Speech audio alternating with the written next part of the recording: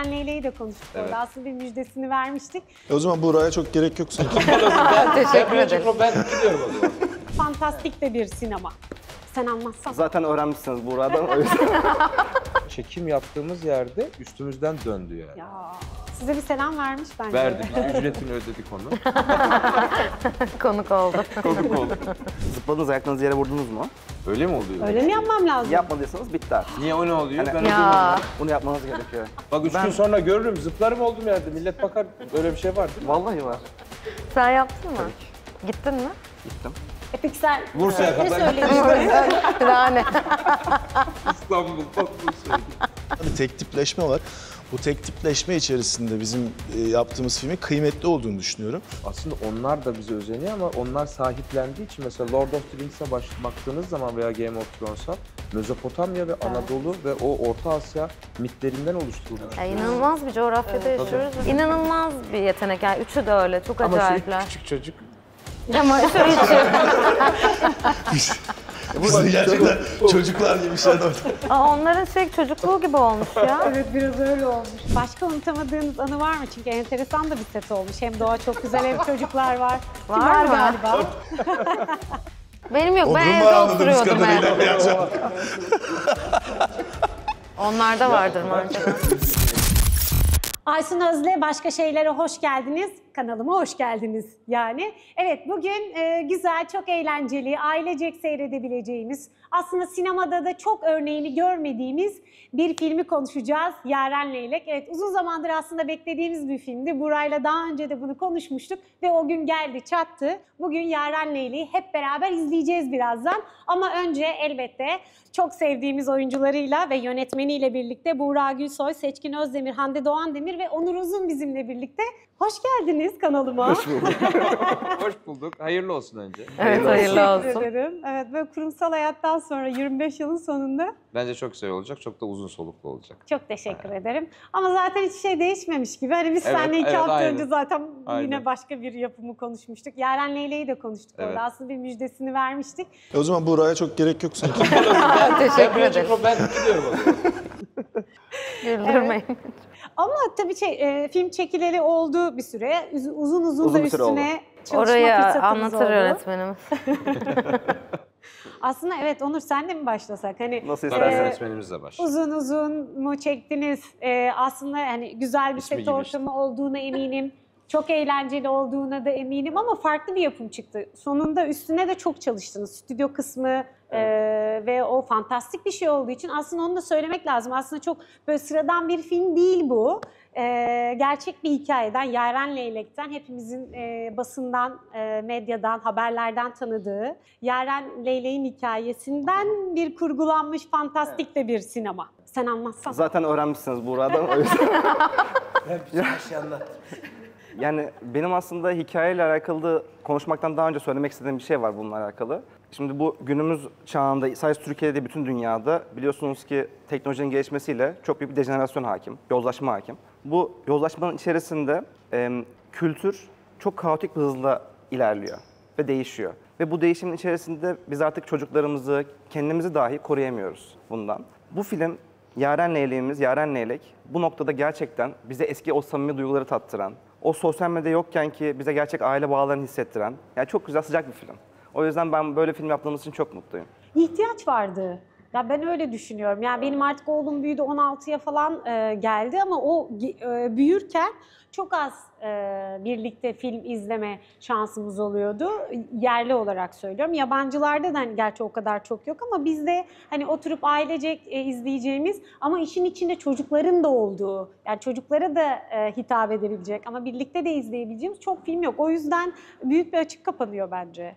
Kapatılmaya çalışılıyor. Bunun yanı sıra aslında şöyle bir şey de var. Filmi en başından beri kurgularken, oyuncularımızla da konuşurken, hep yani söylediğim, yapımcımızla da konuşurken bu film, yani Türkiye'de bir sürü çocuk filmi yapılıyor biliyorsunuz. Bu filmin en büyük özelliği, bu anlattığım şeyler dışında en önemlisi bir kere bir kültür mirası olması. Çünkü belki 30 yıl sonra bizim çekim yaptığımız hiçbir yer olmayacak. Bu açıdan çok güzel bir kültür mirası. İkinci olarak bunu siz izlediğiniz zaman, aileler izlediği zaman diyecek yani şu cümle olacak. Bu bir yurt dışında yapılmış bir iş gibi. Çok daha Avrupa, yani bu Norveç çocuk izlediği zaman da yadırgamayacak. O yüzden Gerçekten bütün duygulara, bütün hislere hitap ediyor. Daha Görsel olarak da daha evrensel bir iş. Bu beni çok mutlu ediyor. O açıdan yani zaten Hande'nin, Buğra'nın, Seçkin'in de desteğiyle, diğer oyuncularımızın ve ekibin, yapımcının desteğiyle bunu çok güzel bir hale getirdik. Umarım herkes de beğenir. Ya ortak duyguda birleşmeye ihtiyacımız var, pozitif biraz bakmaya ihtiyacımız var ve çocuklarla bir şey yapmaya, çocuklarla iletişim kurmaya ve hayvanlarla iletişim kurmaya ihtiyacımız var bence. Ben burada hemen Hande'ye de dönmek istiyorum. Orada çocuklarla ilişki var, hayvanlarla ilişki var. Ve daha evrenselde bir film yapıldı. Ya tüm bunlara bakarak sen Yaren Leylek'le ilgili ne hissediyorsun, ne söylersin? Yani Yaren Leylek birçoğumuzun, yani birçoğumuz tanıyoruz. Hayatımıza yaklaşık herhalde 11-12 yıldır işte belgeselleri çekiliyor, haberleri yapılıyor. Ama bilmeyenler de artık filmimizle haberdar olacak. Tabii şimdi bunun böyle bir tatlı bir hikayeyle birleştiği yerde içinde olmak çok keyifli. Çünkü tür olarak bir yere çok koyamıyorum Yaren Leylek'le. Yani çocuk filmi de diyemiyorum. Yani hem fantastik hem hani herkesin, her yaş grubunun keyifle izleyebileceği çok böyle masalsı bir iş oldu aslında. Yani zaten ekip için söyleyecek bir şey yok. Çok keyifli hepsiyle çalışmak. Güzel, çok tatlı bir şey kalacak bizim de hayatımızda, hikayemizde Bir de böyle. çok güzel yerlerde çekim yapmış. Evet, Çok. çok güzeldi. Hani böyle kıskanmamak elde değil yani. Oralarda Gerçekten olmak da. Yaren Leylek'i de zaten gördük değil mi? Gördük. Tabii Adem amca da Yaren Leylek. Hatta- O dönem oradaydı. Bizim bir çekim yaptığımız anda geldi. Çekim yaptığımız yere geldi. Evet aslında Çok ilk enteresan ya, benim evet. aklıma gelen sorulardan bir tanesi oydu. Acaba gördüler mi Yaren Leylek'i? İşte çekim yaptığımız yerde üstümüzden döndü yani. Ya size bir selam vermiş bence. Verdi. Biz ücretini ödedik onu. Konuk oldu. Konuk oldu. Diyaloglu değildi. tak. Ya, leyleklerin çıkardıkları ses ne kadar enteresan. Ben de Yaren Leylek röportajı yapacakmışım demek ki. Geçenlerde geri dönerken leylekler artık, yani buradan göç ederken bir bahçedeyiz Trakya tarafında ve birden takı takı takı takı takı sesler geliyor. Ya dedim bu sesler ne? Ne olabilir? O kadar çok takı takı geliyor ki. Öyle göç etti, öyle çıkarıyorlar değil mi? Evet, o takı yoksa? takı takı takı diye sesler ve sonra havaya bir baktık, inanılmaz bir sürü halinde. Leyleği ve havada gördünüz yani. havada siz de. o kadar çok gördüm ki leyleği havada. Ve her leylek için bir yer, işte Brezilya dedim, Amerika dedim, hani işte Avustralya dedim, hepsiyle birlikte bir yere gitmek Ya istedim. Bilmiyorum zaten tutacak mı? leyleklerin bu hikayesi kendisi bile çok büyülü bir şey bence yani. Evet. Çok acayip. O yüzden şimdi o filmi, böyle bir güzel bir filmi hak etti bence. Kesinlikle. Bir de bizim leyleklerle olan ilişkimiz de öyle. Leyleği havada görmek mesela çok önemli bir şeydir ve çok mutlu oluruz. Gezeceğim ben diye. O yüzden Yaren Leylek pek Ama çok şey hatırlatıyor. Zıpladınız, ayaklarınızı yere vurdunuz mu? Öyle mi oluyor? Öyle mi yapmam lazım? Yapmadıysanız bitti artık. Niye o ne oluyor? Hani- Ben Ya Bunu yapmanız gerekiyor. Ama bence heyecandan yaptım. Bizi yiyorsun değil mi sen şu an? Vallahi bilmiyorum. Niye? Zıplaman mı gerekiyor? Tabii asıl mevzu o. O yüzden bu kadar insan leylek görüp hiçbir yere gidemiyor. Siz onu yapmadığınız için. sen yaptın mı? Ya. Bak 3 gün sonra görürüm, zıplarım olduğum yerde. Millet bakar, öyle bir şey var değil mi? Vallahi var. Sen yaptın mı? Gittin mi? Peki sen Bursa'ya ne kadar söyledin? Yani. İstanbul'dan Bursa'ya gittim. Sette söyleseydin. Ama biz filmini çektiğimiz için belki torpilli olabiliriz. Orada ama sen zaten yapıyordun onu. Hamile göbeği olduğu için. Hani şu ayağını uzatıp konuşuyorsun ya geri doğru. Orada Sayılır mı? Sayılır. Ya o Tamam. göl yazı işte, oralar o kadar güzel yerler ki. Şelalenin olduğu yerler, ormanlar falan, Bursa çok güzeldi. Aynen. Ve kültür mirası Onur'un da dediği Evet. gibi. Bu arada Çektiğimiz yerde çünkü, değil mi? asıl yani Hande dışarılarda çok bizimle gezemedi hamile olduğu için ama yani Hamile rolü olduğu için. evet hamile rolü olduğu için ama mesela Seçkin ve Buğra üzerinde biz inanılmaz yerlere gittik gerçekten. Yani kimsenin çekim yapmadığı yerlerde çekim yaptık. Bu aşırı keyifliydi. Özellikle Çok. o ıhlamur ormanı. Evet. O zaman biz Seçkin'le Buğra'yı kıskanıyoruz şu anda. Evet, Kıskanmamız kıskandım. gerekiyor. Evet. Ben biraz kıskanmıştım o sırada. Yani. Evet doğru aldı. Ne güzel ormanlara gidiyorsun, her yere gidiyorsun. Oturup kocaman göbeğiyle oturmak Evet. zorunda. Neyse ne yapayım. Seçkin senin için ne ifade ediyor Yaren Leylek? Nasıl bir serüvendi? Set arkası nasıldı? Çok güzel yerlere gittiğinizi öğrendik. Evet kıskanıyoruz. Tamam kabul ediyorum onu. Ayaklarını Ya- yere vurdun mu? Vurmadım, bilseydim hocam özür dilerim. Evet bir de o dönem yani bir söylese vururduk ya. O kadar leylek var. Yaren Leylek aslında bir aile hikayesi. Bir kasabada eski Karaağaç'ta bir ailenin hikayesi. Ailenin bir dönemini anlatan bir film.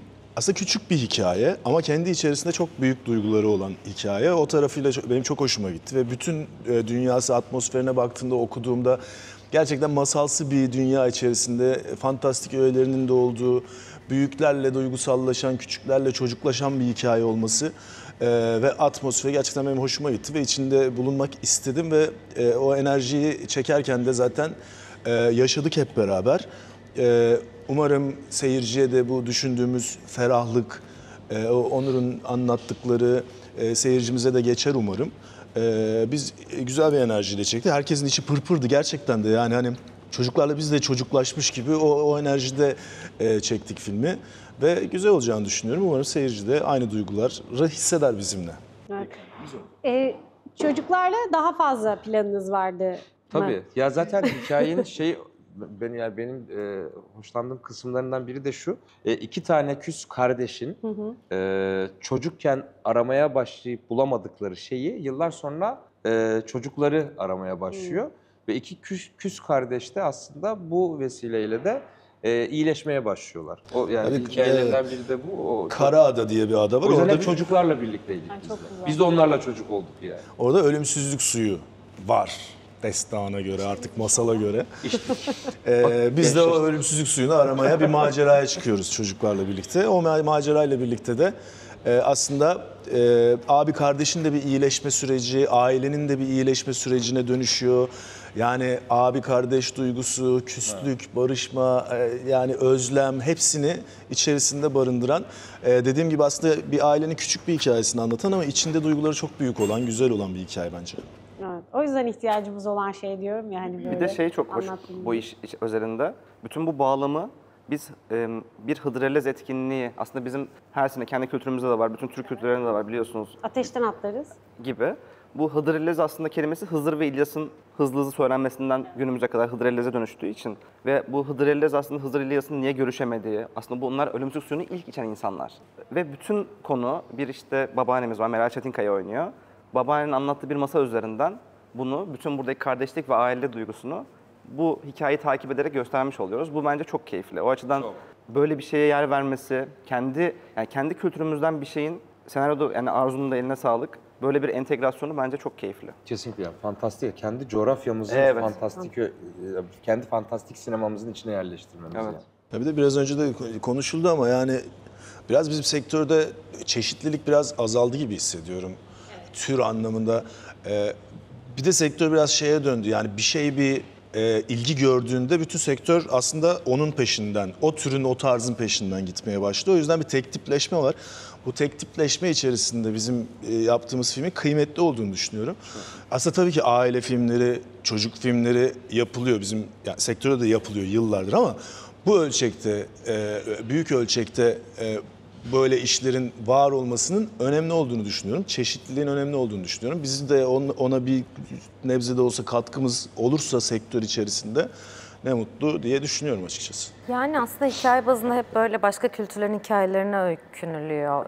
Neden bilmiyorum. Ama bu coğrafya o kadar kıymetli ve çeşitli hikayeler ve kültürel hikayelere sahip ki, yani ona sahip çıkmak, daha çok anlatmak gerektiğini düşünüyorum. Oradan da çok kıymetli buluyorum gerçekten. Ya mesela aslında onlar da bize özeniyor ama onlar sahiplendiği için mesela Lord of the Rings'e baktığınız zaman veya Game of Thrones'a Mezopotamya ve Anadolu ve o Orta Asya mitlerinden oluşturulmuş. Ya inanılmaz bir coğrafyada yaşıyoruz ve maalesef yani bunu bence hak Ekmeğini ettiği yemiyoruz. gibi değerlendirmiyoruz yani. Çok hikaye var. Bu da Hıdrellez bence çok güzel bir de çıkış noktası. Yaren Çok. Leylek zaten öyle. Bir de yani çocukluğumuzda benim en böyle keyifle andığım, evet bayramlar çok güzeldir. Hem dini bayramlarımız hem milli bayramlarımız. Bir de bu ülkede ne kadar çok bayram var bir taraftan. Hem pek çok millet birlikte yaşıyoruz. Ama Hıdrellez'in yeri de ayrıdır. Yani o 5 Mayıs, 6 Mayıs gelse de o ateş yakılsa da üstünden atmasak, teyzeler bize kısa camlarımız is oluyor söndürün kavgası yaşasak. Bunların hepsi iletişim kurmak için ne kadar önemli ve kıymetli. Ama şuna eminim, pazar günü hep beraber oturup ailecek izleyeceğimiz, üstelik birkaç kez izleyeceğimiz. Bir de çocuklar bir kere değil, bilirsin 3, 5, 10 kez izler. Tabii bir kez sevdim habire izlerler yani. Tekrar. Ben de Cem'i götüreceğim. Yani ailece, pardon abi lafını kestim. Ailece oturup çocuk, dede, baba, anne, abla, kardeş herkesin bir arada izleyebileceği ve şu tarafı da güzel geliyor bana. Belki bir nebze de olsa biraz hayatın şu anki içinde bulunduğumuz kaosundan ve hayatın geldiği o böyle yoğun koşturmacası içerisinden biraz zihnini belki ferah uzaklaştıracak bir film olarak görüyorum. Belki farklı bir 2 saat yaşayabilir seyircilerimiz. Biz onu hissediyoruz. Umarım onlar da öyle hisseder. Bu enerjiyi, bu hissi alırlar diye düşünüyorum. Ya hayat çok zor yani çok bir Ya sürü tatsız şey yaşıyoruz, şahit oluyoruz. Zor bir dönemden geçiyoruz bence. O yüzden böyle naif hikayelere ihtiyaç var inşallah. Peki İyi size gelir nefes herkese. aldırdı mı? Size nefes aldırdı mı? Hani tüm o hani çektiğiniz diğer yapımlar, gündemden farklı olarak sizin hani kendi hayatınızda da farklı bir yere koyduğunuz bir film oldu mu? Sizi de aynı duyguyu aslında çekerken de Ben iyi hissettiniz mi? hissettim. Ben çok iyi hissettim gerçekten çekerken filmi. de- Duygusu Çekerken çok de- keyifli çünkü işin. Ya Böyle bir kere bir yani dünyanın doğanın içinde olmaktan- olmak, yani o dönemimi hatırlıyorum. Böyle ormanların işte dağların içinde olmak, kasabada, köyde olmak falan ruhu rahatlatıyor, ferahlatıyor. Bazı işler yani konusu itibariyle çok ağır ve zor olabiliyor. O tabii ki bize de başka bir yorgunluk veriyor ama böyle tatlı ve naif hikayeler tabii ki iyi geliyor insana yani. Bu hepimize iyi geldi sanırım. Umarım seyirciye de iyi gelir. Bir de ben de eklemek istiyorum. Daha demin de aslında bahsettik ama mesela bu işte şu an hani o dediğimiz o kaotik hızla değişen ve gelişen teknoloji ve kültürle alakalı mesela hiç sosyal medyaya dair bir şey görmüyoruz. Telefonlara dair bir şey görmüyoruz. Televizyon yani bizim zihnimizi kurcalamıyor. Biraz böyle 90'lar hissiyle aslında bir 21. yüzyıl film yaptık aslında biz. Yani bu benim çok hoşuma gidiyor. Tabii bu hikayenin içerisine o fantastik öğeleri yerleştirmek ya da o dijital kısımları yerleştirmek de çok kolay olmamıştır. Uzun da bir stüdyo dönemi geçti herhalde değil mi? çok Özellikle hani orada uzun bir ve yorucu işçilik süreç. var. Evet, çok zorlu, uzun ve yorucu bir süreçti. Film belki 2-3 kere çekilmiş gibi olmuştur diye düşünüyorum. İzlediniz mi bilmiyorum ama hani Yok, çektiğinizde izlemedik. bu akşam beraber izleyeceğiz. Çektiğinizde izlediğiniz başka bir şey olabilir. Sürpriz aslında Evet ama biraz. Onur'dan biliyorduk yani o süreç tabii süreç çok uzun olması gereken bir süreçti zaten. O süreç biraz daha çok hocamızın süreci oldu. Biz çektik uzadık gibi oldu biraz yani. Anlatmak ister misin yoksa Ben mesela şimdi sana mı kaldı? Ya ben 50 defa izledim, 50 geçmiştir. Artık diyalogları da ezberledim. Rahat oluyor benim için şimdi izlerken. Ama tabii her izlediğinizde başka bir şey gözünüze çarpıyor. Başka ya da güzel bir şey de gözünüze çarpabiliyor. Bitmez herhalde değil mi o? Yani en iyisi, en iyi versiyonu diye bir şey herhalde yoktur Hiçbir zaman yani. yoktur. Yani hiçbir zaman Evet. bu en iyisi oldu diye bir şey yoktur. Evet, Bir şey. tahmin ediyorum. Bir de şöyle bir Hele şey var. yönetmen için yani. Şimdi bir metin oluyor ve siz onu okuyorsunuz. Oyuncularımız okuyor ya da siz başka bir göz olarak okuyorsunuz. Ben yönetmen olarak okuyorum. Ama bunun çekerken veya yazarken aslında bir yere kadar bir önemi var. Bizden çıktıktan sonra yani mesela işte oyuncu oyunculuğunu yapıyor ve oradan çıkıyor. Ben çekiyorum ve oradan çıkıyor. Artık seyircide uyandıracağı duygu bambaşka bir duygu. Yani orada evet sizin amaçladığınız bir şey var ama bu tarz filmler özellikle biraz toplum için olduğu için onlarda yaratacağı his bambaşka oluyor. O yüzden aslında bu sorunun net bir cevabı da yok baktığınızda. Çünkü başka biri izlerken çok başka bir şey düşünecek. Ama mesela bir çocuk izlerken bambaşka bir şey düşünecek. Özellikle daha deminki kardeşlik hikayesini düşünün yani. Ya da işte yani spoiler vermeyeyim işte. Hande'nin hamilelik rolüyle alakalı mesela bir duygu durumu var. Buğra ile yaşadıkları. Bence müthiş yani. Gerçekten orada da gerçekten ağladı mesela Hande ve mesela bence müthişti yani. Ya hayatın içinden bir hikaye bence. Gerçek yani. Gerçek bir hikaye. Gerçek ama fantastik. Ay bir de onları da Fantastik atlamayalım belki ya. de fantastik de gerçek. Çocuklarımızı da atlamayalım. Çok inanılmazlardı Evet, gerçekten. evet. Çocuklar Evet, müthiş, çocuklar müthiş. Evet. Gerçekten. Bu arkadaşlarımız, yetenekli arkadaşlarımız Çok geleceğin acayipler. oyuncuları işte. Evet. Geleceğin her Emir yerde Ali göreceğimiz oğlumu oyuncuları. oynayan bizim Ortadaki 3. Harry Potter. projemizdi. Evet o Harry Potter. Emir Ali başka. 3. projemiz bizim. Daha önce de oğlumu Evet, oynadı. evet. Evet. İnanılmaz bir yetenek. Yani üçü de öyle. Çok Ama şu acayipler. küçük çocuk Ama şu üçü. Biz de gerçekten çocuklar gibiymişler orada. Onların çocukluğu gibi olmuş ya. Evet biraz öyle olmuş. Evet. Evet Ya bu olur. mesela yani izlerken şunu söylemek istiyorum. Şimdi burada mesela diyelim ki Leylek'le bir iletişim var, bir entegrasyon var sahnenin içerisinde. Mesela büyük oyuncularda buna inanmak çok zor. Yani bir şeye inanarak oynamak bu zorlayıcı bir şey. Ama çocuklarda mesela direkt sizin aklınızdan geçeni çocuklar hissediyor Çok ve yapıyor. acayip Müthiş ya bir şey. onlar, evet. Yani mesela Oyun oynamayı daha iyi Emirhan'ın bildikleri için bizden evet çok mesela muhtemelen. Leylek'le konuşuyor, Leylek yok orada. Yani bizim bir Rejestan arkadaşımız Leylek'in oyunlarını anlatıyor orada ve Gerçekten orada leylek varmış gibi oynuyor yani. Müthiş bir şey bu, çok zor. Hayal dünyaları henüz Çok çok yetenekliler. genişken. Evet. Doğru. Aşırı Vizyonlama yetenekliler. yeteneği. Biz kaybediyoruz onu zamanla ama Maalesef. Peki çocuklarla çalışmak bir taraftan çok doyurucu, çok besleyici. Harika bir bir taraftan şey. zorluğu var mı? Ya şöyle zorluğu var aslında yani sinema filminde yani başı ve sonu belli olan yapımlarda çok zorluğu yok. Çünkü her şey kontrolün altında oluyor ama bir dizi olayın geçtiği bir dizi setinde çocukla çalışmak hem çocuk için hem yapım için zor olabiliyor çünkü çocuk. Çünkü çocukken uyuması lazım. Tabii aynen. tabii biz daha dayanıklıyız o şartlara ama onlar için tabii çok zor oluyor. Ama bir yandan da çok keyifli yani o rol arkadaşının şöyle Ama bu yetenekli bizim film için tipler olması. konuştuğumuzda çocuklar çok tatlıydı ya. Onlar inanılmazlar ya gerçekten. Hani yeri geldiğinde bizim Çok arkadaşımız profesyonel gibilerdi. değiller mi ya? profesyonel. Evet. Sahneyi çekip hani atıyorum bir ara verdiğimizde hemen kendi dünyalarına dönüp kendi yani Mesela çok zor bir şey yaşadık. Yani normalde 3 yılda bir denk gelen bir lodos denk geldi bize. Seçkin çocuklarla beraber teknede inanılmaz bir dalga var. biz zaten Gerçekten sazlıklara sürüklendiler. sürüklendik. Orada kaldık bir süre. Ben yani. böyle yüreğim ağzımda korkudan öleceğim böyle. O kadar eğlendiler ki ve mesela hiçbir problem yok. Şakır şakır oynadılar yani hani. Ben oynayamazdım Bayağı mesela. yani kendi profesyoneller adıma. onlar. Yani müthişler yani. Ya biz sürüklendik, sazlıklara sürüklendik falan. Orada işte bizi işte tekneci abi kurtarmaya çalışıyorlar. Ben çocuklarla biz toplandık sürekli videolar çekiyoruz falan böyle. Kaldık falan yapıyorlar böyle. Onun için her şey Oyun. macera. tabii. Onlar için de macera oldu. Evet. O zaman son olarak şeyi de sorayım. Başka unutamadığınız anı var mı? Çünkü enteresan da bir set olmuş. Hem doğa çok güzel hem çocuklar var. Ki Var mı? galiba. Benim yok. Ben Onur'un evde var anladığımız oturuyordum kadarıyla. Onlarda vardır muhtemelen. Güldük, eğlendik ki aynı zamanda çekerken yani o kadar çok anı birikti ki yani hangi birisi çok keyifli çalıştık. Çok güzel yani. ayran içtik bu arada. Ayran. Ama Gözleme ayran de içmedim. söyledim ben. Çok iyi gözleme var. Gözleme var bizde. Kahvaltı Müthiş gözle yani. mükemmel. Oradaki ablalara çok teşekkür, bize çok iyi baktılar. Evet. Evet, aslında Anadolu'da çekim yapmanın, yani küçük yerlerde çekim Ay, yapmanın en büyük harika. avantajı herhalde Tabii. güzel yemekleri oluyor. Harika evet. Ben kahvede 4 saat kahvedekilerle oturup sohbet etmiştim. Ne güzel. Sizin set tekrar başladı. Bahar, evet. onunla ilgili de bir şey sormadan geçmeyeyim. Tekrar başladınız ve ilgiyle de takip ediliyor bir taraf. Nasıl gidiyor set orada? Havalar nasıl? Valla çok güzel gidiyor set. Bahar gerçekten ilk sezonuyla çok güzel bir ivme yakaladı. Konusuyla da alakalı işte o da bir aynı bu film gibi rahat bir nefes oldu şey aslında. Sektördeki diğer işte bahsettiğimiz Evet. aynı tarz işlerin içinde. İkinci sezonumuzda şimdi ikinci bahar konsepti adı altında.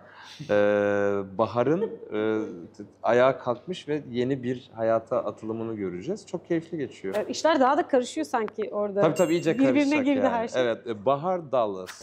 Evet evet. Allah'ın emri. Çok teşekkür ederim. Ya ben Biz devam teşekkür ederim ederiz. ama bitirmemiz gerekiyor. Biz Çünkü teşekkür misafirler ederiz. gelecek Evet. bu tarafa doğru ve birazdan da film izlemeye geçeceğiz. Bir kere sinemada olması çok kıymetli. Bunun altını çizelim. Çok konuştuk ama sinemada olması çok kıymetli. Sinemaya yaptığınız için çok teşekkür ederiz. Daha sonra elbette çeşitli dijital platformlarda olacaktır. Olsun da herkes izlesin. Ama önce sinemada olması ve böyle bir filmin sinemada olması çok kıymetli. Çok sağ olun. Ellerinize sağlık, gişesi bol teşekkür olsun. Çok teşekkür ederim. Çok sağ olun. Sağ olun. Çok teşekkürler. Kanalıma abone olmayı unutmayın, beğenmeyi unutmayın, yorum yapmayı unutmayın. Başka ne diyordum? Like atmayı dedin mi onu? Like Beğenin. atabilirsiniz. Zil mi çalacağız bir de ne yapacağız? Bildirim zillerini Bildirim, açmayı evet. unutmayın. Evet, Buğra'nın dediği gibi bildirim zillerini açmayı unutmayın. Çok Yapın. teşekkürler.